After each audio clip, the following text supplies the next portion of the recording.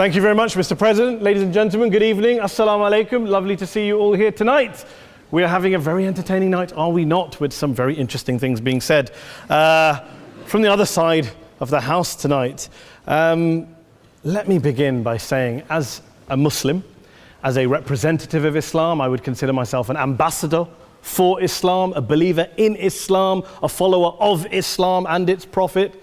So in that capacity, let me begin by apologizing to Anne-Marie for the Bali bombings. I apologize for the role of my religion and me and my people, for the killing of Theo van Gogh, for 7/7. Yes, that was all of us. That was Islam, that was Muslims, that was the Quran. I mean, astonishing claims to make in the very first speech tonight, on a day like today, where the Conservative Prime Minister of the United Kingdom is having to come out and point out that these kind of views are anathema. And I believe you're trying to stand for the Labour Party to become an MP in Brighton. If you do, and you make these comments, I'm guessing you'll have the whip withdrawn from you, but then again, UKIP's on the rise, they'll take you, the BNP, they might have something to say about your views. This is what Mehdi Hassan always does. By the way, just on a factual point, since we heard a lot about the second speaker, about how backward we Muslims all are, on a factual point, you said that Islam was born in Saudi Arabia. Islam was born in 610 AD. Saudi Arabia was born in 1932 AD. So you were only 1,322 years off. Not bad? Not bad start there. Talking of maths, by the way, a man named Al-Khawarizmi was one of the greatest mathematicians of all time, a Muslim, worked in the golden age of Islam. He's the guy who came up with not just algebra, but algorithms. Without algorithms, you wouldn't have laptops. Without laptops, Daniel Johnson tonight wouldn't have been able to print out his speech in which he came to berate us Muslims for holding back the advance and intellectual achievements of the West, which all happened without any contribution from anyone else other than the Judeo-Christian people of Europe. In fact, Daniel David Levering, the author of the Pulitzer Prize-winning historian and author of The Golden Crucible, points out that there would be no Renaissance, there would be no Reformation in Europe without the role played by Ibn Sina and Ibn Rushd and some of the great Muslim theologians, philosophers, scientists in bringing Greek texts to Europe. As for this being our university, I will leave that to the imagination as to who is our and who is there. I studied here too. An astonishing set of speeches so far making this case tonight. A mixture of just cherry-picked quotes, facts and figures, self-serving, selective, a farrago of distortions, misrepresentations, misinterpretations, misquotations. Daniel talked about my article in the New Statesman, which got me a lot of flack, where I talked about the anti-Semitism that is prevalent in some parts of the Muslim community, which indeed it is. Of course, I didn't say in that piece that it was caused by the religion of Islam. In fact, modern anti-Semitism in the Middle East was imported from, finish the sentence, Judeo-Christian Europe, where I believe some certainly bad things happened to the Jewish people. In fact, Tom Friedman, Jewish-American columnist in the New York Times, told me in this very chamber last week that he believed, had Muslims been running Europe in the 1940s, 6 million extra Jews would still be alive today. So I'm not going to take lessons in anti-Semitism from someone who's here to defend the Judeo-Christian values of a continent that murdered 6 million Jews. Moving swiftly on. Yes. Absolutely. Well, I'm about to make that point. No, I'm about to make that point. You're right. I agree with you 110%. That is my point. I don't think Europe is evil or bad. I'm a very proud European. I don't want to judge Europe on that basis, but if we're going to play this gutter game where we pull out the Bali bombing and we pull out examples of anti-Semitism in the Islamic community, then of course I'm going to come back and say, well, hold on. I mean, look, let's be very clear. Daniel here was a last-minute replacement for Douglas Murray, who had to pull out. And Douglas and I have a well-documented differences, but to be fair to Douglas, as to be fair to Anne-Marie and to Peter, atheists. Atheists see all religions as evil, violent, threatening. What the problem I have with Daniel's speech is that Daniel comes here to run this robust defense of Christianity, forgetting that his fellow Christians, people who said they were acting in the name of Jesus, gave us the Crusades, the Spanish Inquisition, the anti-Jewish pogroms, European colonialism in Africa and Asia, the Lord's Resistance Army in Uganda, not to mention countless arson and bomb attacks on abortion clinics in the United States of America to this very day. I would like a little bit of humility from Daniel first before he begins lecturing other communities and other faiths on violence, terror, and intolerance.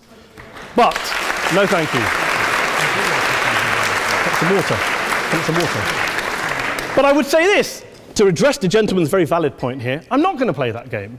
I don't actually believe that Christianity is a religion of violence and hate because of what the LRA does in Uganda or what Crusaders did to Jews and Muslims in Jerusalem when they took back the city in the 12th or 13th or whatever century it was.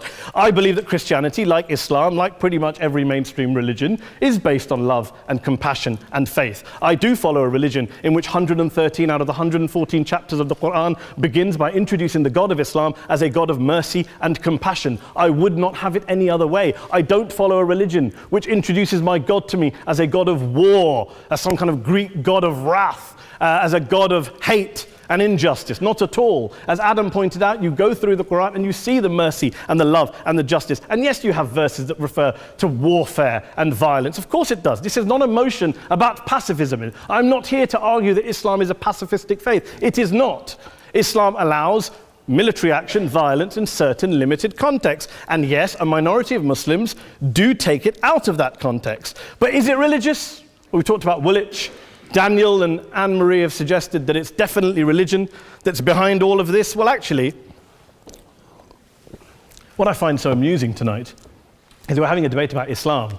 And the opposition tonight have come forward. We have a graduate in law, a graduate in modern history, a graduate in chemistry.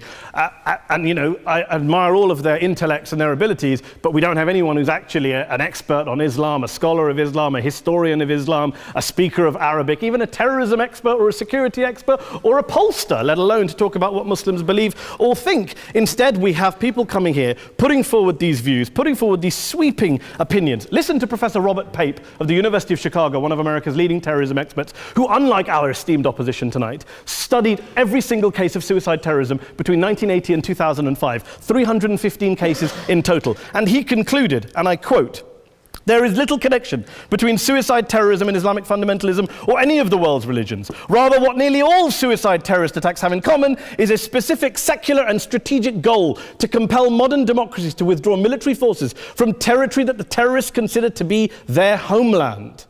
And the irony is, when we talk about terrorism, the irony is that the opposition and the Muslim terrorists, the Al-Qaeda types, actually have one thing in common, because they both believe that Islam is a warlike, violent religion. They both agree on that. They have everything in common. Osama bin Laden would be nodding along to everything he's heard tonight from the opposition side. He agrees with them. The problem is that mainstream Muslims don't. The majority of Muslims around the world don't.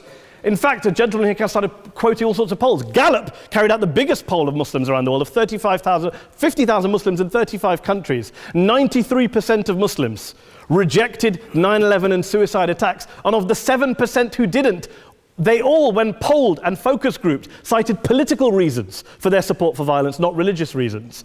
And as for Islamic scholars and what they say, well, Daniel talks about our University of Oxford. We'll go down to Oxford Centre for Islamic Studies, get hold of a man named Sheikh Afifi al-Akiti, who is a massively well-credentialed and well-respected Islamic scholar who has studied across the world, who in the days after 7/7 published a fatwa denouncing terrorism in the name of Islam, calling for the protection of all non-combatants at all times, and describing suicide bombings as an innovation with no basis in Islamic law. Go and listen to Sheikh Tahir al-Qadri, one of Pakistan's most famous Islamic scholars, who published a 600-page fatwa condemning the killing of all innocents and all suicide bombings unconditionally without any ifs or buts.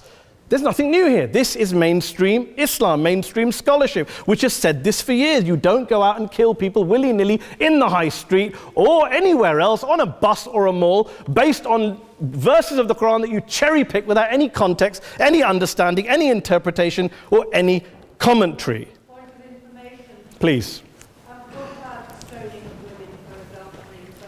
Well, It doesn't happen, apparently. I didn't say it doesn't happen at all. I never said it didn't happen. I don't blame Islam. Yes, it's a very good point. And a lot of us are campaigning against that. And we're campaigning against it in the name of Islam. We're campaigning against it in the name of various interpretations of Islam. Anne-Marie comes and scares us with her talk of Sharia law. I would like to see the book of Sharia law. It doesn't exist. People argue over what Sharia law is.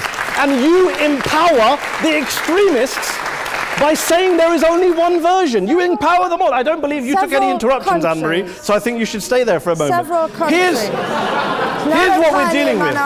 Here's what we're dealing with. We are dealing, I took your point.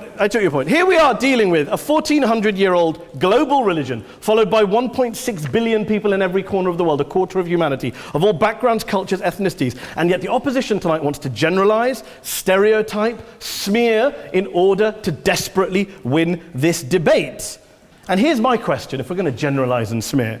If, okay, people say yesterday's bombers, and we've got to be careful, there's a trial going on, were yesterday's attackers, motivated by Islam? Big debate. I don't believe they were. Let's say they were. Let's say Faisal Shahzad, the Times Square bomber, was motivated by Islam. Let's assume, for sake of argument, that Richard Reeves, the shoe bomber, was motivated by Islam.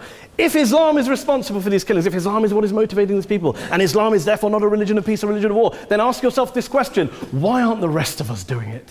Why is it such a tiny minority of Muslims are interpreting their religion in the way that the opposition claim they are? Let's assume there are 16,000 suicide bombers in the world. There aren't. Let's assume there are for the sake of argument. That's 0.001% of the Muslim population globally. What about the other 99.99% of Muslims who the opposition tonight either ignore or smear? The reality is that the rest of us aren't blowing ourselves up tonight. The reality is that the opposition came here tonight not worried about the fact that me and Adam might pull open our jackets and blow ourselves up tonight because we're followers of a warlike warrior religion which wants to take over Europe and Daniel's university. The issue is this. The issue is this. Unless the opposition can tell us tonight, and Peter Atkins is here, one of our great atheist intellectuals, can tell us tonight, can answer this question tonight: why don't the vast majority of Muslims around the world behave as violently and aggressively as a tiny minority of politically motivated extremists? Then they might as well give up and stop pretending they have anything relevant to say about Islam or Muslims as a whole. Ladies and gentlemen, let me just say this to you. Think about what the opposite of this motion is. If you vote no tonight, think about what you're saying the opposite motion is. That Islam isn't a religion of peace, it's a religion of war, of violence, of terror, of aggression. That the people who follow Islam, me, my wife, my retired parents, my 6-year-old child, that 1.8 million of your fellow British residents and citizens, that 1.6 billion people across the world, your fellow human beings, are all followers, promoters, believers in a religion of violence. Do you really think that? Do you really believe that to be the case? They say that in the Oxford Union, the most famous debate was in 1933 when Adolf Hitler looked out for the result of the King and Country motion, where they voted against fighting for King and Country, and Hitler was listening out for the result. Well, tonight, 80 years on, there are two groups of people around the world who I would argue are waiting for the result of tonight's vote. There are the millions of peaceful, non-violent, law-abiding Muslims both in the UK, Europe, Asia, Africa and beyond, who see Islam as the source of their identity, as a source of spiritual fulfillment, of hope, of solace. And there are the phobes, the haters, the bigots out there who want to push the clash of civilizations, who want to divide all of us into them and us and ours and their. Ladies and gentlemen, I urge you all not to fuel the arguments of the phobes and bigots. Don't legitimize their divisions. Don't legitimize their hate. Trust those Muslims who you know, who you've met, who you hear, who don't believe in violence, who do want you to hear the peaceful message of the Quran as they believe it to be taught to the majority of Muslims, the Islam of peace and compassion and mercy, the Islam of the Quran, not of Al-Qaeda. Ladies and gentlemen, I beg to propose this motion to the House. I urge you to vote yes tonight. Thank you very much for your time.